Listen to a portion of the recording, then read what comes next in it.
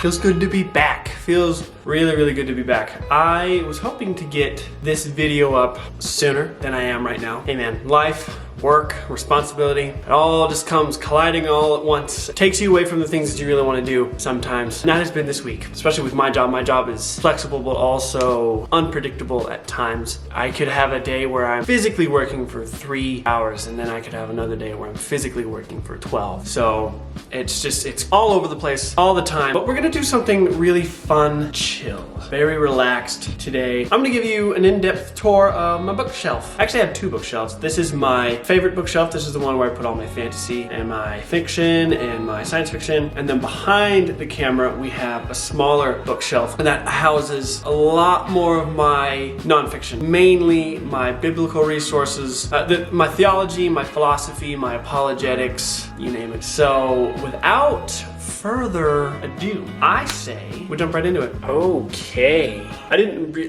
Guys, I've filmed this 1,000 times. I don't know how to make this interesting for you, so I'm just gonna try my best, and we're just gonna see what happens. The top shelf is, oh gosh. You see what I'm saying? See what I'm saying? Okay. Okay. Ladies and gentlemen, are you ready? All right, the top shelf.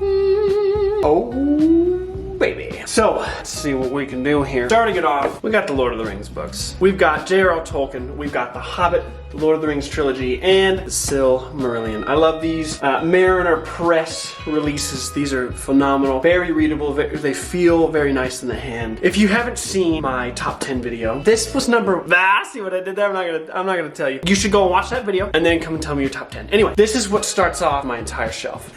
Next, we have these old school scholastic. You can't even see that. That's garbage. I can fix that. We've got my scholastic Narnia set back from 3rd grade, back in the early 2000s. These were formative for me. I read them for book reports and for fun. These will always remain special to me because this was kind of my first introduction to readable fantasy. These are still great. I will definitely reread them because I have not read them in nigh on 10 years or more probably. So it's been a very, very long time since I picked up C.S. Lewis for his fiction. That's right next to old Tolkien. They were associates in real life. It only seemed proper to put them on the shelf together. Brother, are you ready for this? Next we have Malazan Book of the Falling. Falling? Words. This is my Malazan Book of the Fallen by Steven Erikson. All 10 glorious novels. I had a few of you ask me about Malazan down in the comments. Have I read it? What do I think about it? Why isn't it in the top 10? I've only read the first one. Only read the first one. It's not that they're bad. I actually really enjoyed the first one. Gardens of the Moon I gave 4 out of 5. It was very, very well done. It's a very good introduction to Malazan as a whole. I keep getting stuck with this monstrosity. Dead House Gates has defeated me 3 times this year. But I promise you, I promise you Malazan fans out there, I will finish this series. It's not that Dead House Gates is a bad book. It's that Steven Erikson is too flippin' smart for me. It goes right over my head. He's so intelligent, and he's created something. The world and everything that's in it is so different from anything else I've ever read in epic fantasy. And I want to get to the end of this because I hear finishing Malazan is one of the greatest things ever. A lot of people that I've talked to that say that they finished it, it usually is their favorite fantasy series of all time. I'm really, really excited to try it. I just gotta get past Dead House Gates. And when I do, we're all gonna celebrate together. And then I have 8 more books to go. Yeah, let's put them back in their place. To the top of this shelf, it's coming apart.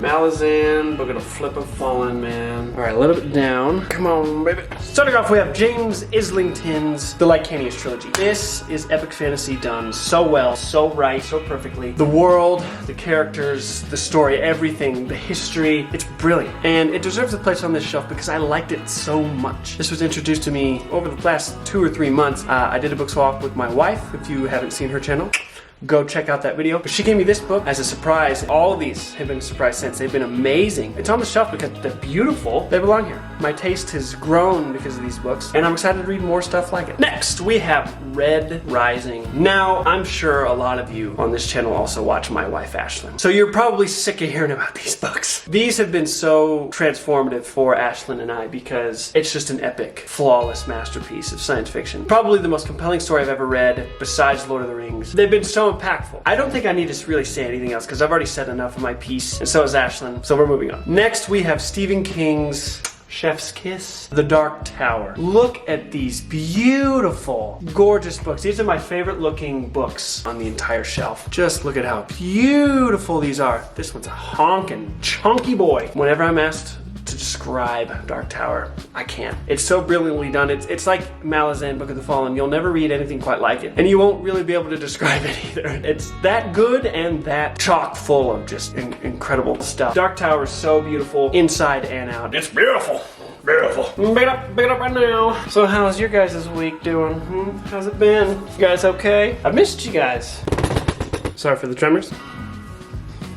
Oh, you know what? That looks fine. Next shelf, moving on. To start it off, we've got Empire of Silence by Christopher Ruccio. This is a science fiction space opera. It sounds just as bold and just as harsh and brutal as Red Rising, only much thicker. This is 800 pages. This is a 6-book series called Sun Eater, and I am dying to get into it. That'll be soon. I have it sitting on top of the granddaddy of science fiction. My frickin' Dune books. My everyday books. Oh crap. Oh crap. Hold on a minute. Need to do some surgery. Oh, Dune. Why are you doing this to me, girl? That was a hassle. Dune. These are my Dune books by Frank Herbert. These are the original 6. Dune is the Lord of the Rings of science fiction. It is the granddaddy. I mean, it's not the very first science fiction novel, but it's definitely something that reinvented the wheel. You know, all science fiction now draws from what Frank Herbert created and crafted, and it shows. These first 3 novels, Dune, Dune Messiah, and Children of Dune, so good. Honestly, it could have ended there, and I'd have been ecstatic. The 4th one rocked my brain with so many deep concepts that I had to put science fiction down for a long time, about a year. And then these last 2, I soft DNF'd Heretics of Dune. You know, I made it to 150 pages, and I had no idea what it was talking about. I didn't know who anyone was. It just seemed like filler. I will eventually read all of them. Next, Iron Gold and Dark Age by Pierce Brown. These are Red Rising 4 and 5. I'm actually currently doing a reading vlog for both of these back to back, so be on the lookout for that one. I'm already really loving Iron Gold. About halfway through, it's just as good as Golden Sun and Morning Star. Dare I say better? I never thought I'd say that, but he's starting off so strong. Can't put it down. On top of John Gwynne, I have Foundryside, which is the first book in a trilogy, I think called Foundryside. This is science fiction. I'll get to it eventually. It's amazing, hopefully. I don't know why it sounds amazing when I've never read it. And then this is The Coward. Very whimsical, very fun sort of sorcery. It's reminiscent of a lot of classical fantasy. Hilarious. It's really comical. This is The Faithful and the Fallen, and this is A Blood and Bone. Excellent. 5-star out of 5-star. Every single one of these books. They're precious and dear to me. They got me into epic fantasy permanently. Just so good. If you haven't seen my top 10, go watch that. Ooh,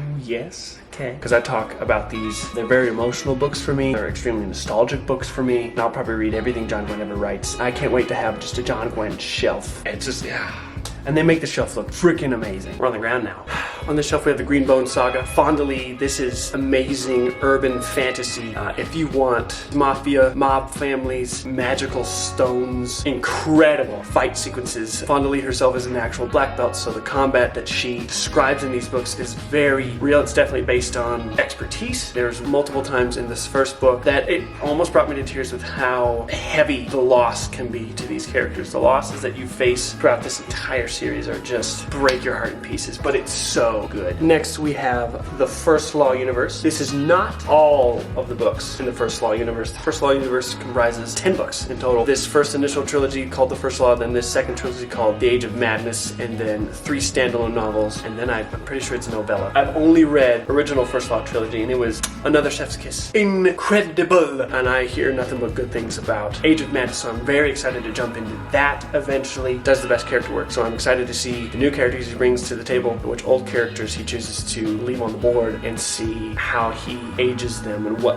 It's gonna be so good. And he's probably gonna up the scale and stakes and violence, and it's just gonna be so viscerally raw. Next on the list we have Song of Ice and Fire by George R. R. Martin. I actually got these 5 at a thrift store called McKay in Chattanooga, Tennessee. I got all 5 of them for $17. These are marvelous. And I mean, look at that. Look at that color rate. That's just too good. Next I have beginning to my Wheel of Time collection. These will probably not be permanent. These mass market paperbacks are fun and all, but the covers that I found are just more at my taste, more my alley. But the only reason I have these first 2 is they are thrift purchases, 95 cents, $2. I got them at the time thinking, oh, I'm gonna jump into them, and I just haven't gotten around to reading them yet, but trust me, Wheel of Time fans, I will eventually on this channel, and we'll have a great time talking about them. They go right here. Next, we have my Covenant of Steel books. This is The Pariah and The Martyr. The third book of this comes out at the end of next month in July. I'm excited, super excited. It comes out pretty much the same day as Pierce Brown's 6th Red Rising novel, so best believe I'm gonna be getting those two at the same time. But this is just good, old-fashioned fantasy revenge. Really, really good stuff. I mean, come on, look at that cover. That screams in. I don't even need to know what this book is about, and I'm gonna get it. Oh, how are we gonna do this?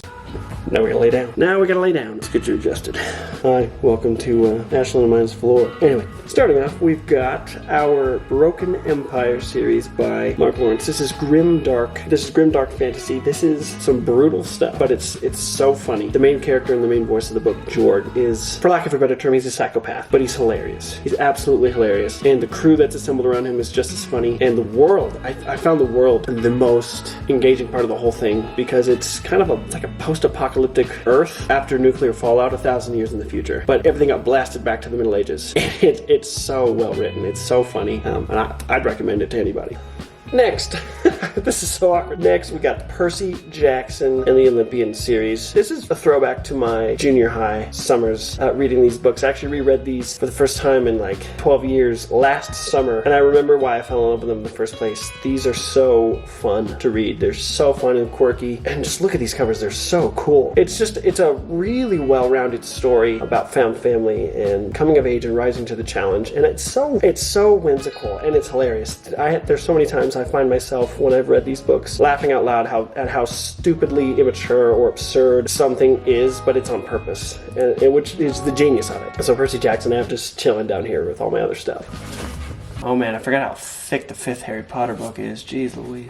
Can you see it? This is my Harry Potter series. I love these covers. The hand sketches, beautiful, magnificent. These books are incredible. I don't think I need to even explain why. If you got beef with Harry Potter, take it up with the books. Other than that, let's all be friends, okay? I should probably display it more, but I don't have the space. Next, we have our Inheritance cycle. I have never read these. I get like 10 chapters into the first one, Aragon, and then I always want to go and run and read something else. It's not that it's boring or that it's bad in any way. I just got a desire to read something else at the time, you know what I mean? Can't fault me for that. Happens to the best of us. But I will read these one day because I hear they're marvelous. They get better and better and better with each subsequent installment. So I'm excited to try them out. Scooby-Dooby-Doo, what are you? Got some work for you now. You're not full of me, 'cause I can't see where you catch that villain. Scooby-Dooby. Next on the shelf, we have 3 very different, very unique standalones. The furthest one is Watership Down by my man Richard Adams. Watership Down I read as a senior in high school and was absolutely enchanted. It is so beautiful. It's such a fun book. It's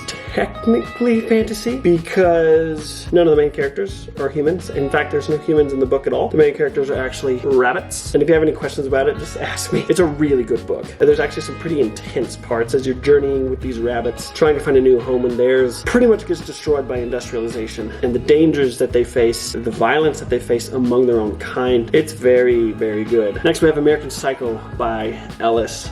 What to say about this book? American Psycho, if you've not seen the movie, you should watch the movie. Just sociopathic, psychopathic, narcissistic, self-indulgent, crazy character, Patrick Bateman. I'm not going to get into it, but it's really twisted. It's a twisted novel, but it also deals with a lot of heavy themes of cultural relevancy and decadence. And then we have Cloud Cuckoo Land. And now I've never read it, but I know it won like 1 trillion, 1,000, 100 million, billion awards. And it sounds really good. Follows like 4 or 5 different points of view, and they're all across like different timelines. Like you have one in space, one, I don't know. It sounds very interesting. I wish I could tell you more, but I don't know anything about it really. And lastly, I feel like a floating head. I feel like a floating head. Ashlyn's laughing at me. But this is The Witchers. These are The Witcher books. This wraps up my fiction shelf. Look at these beautiful paperbacks. Again, I'm not going to go into this, but this ties up my epic fantasy perfectly on this shelf. It's gorgeous, and they all have these amazing, beautiful red spines that when put together they make this lovely wolf's head medallion. Look at that, huh? You impressed? That was fun. I hope you enjoyed it. I hope to grow this the next time that I do a bookshelf tour. I hope there's an entire room full of books. And if you want to see Ashlyn's bookshelf tour, she has one on her channel. It's very fun. She has a lot of really good titles on her shelves. So, thanks for... Updated one soon. She says she's doing an updated one soon, if you didn't hear that. The cute voice from the shadows. She's over there eating banana bread that she made. That's right, she can bake.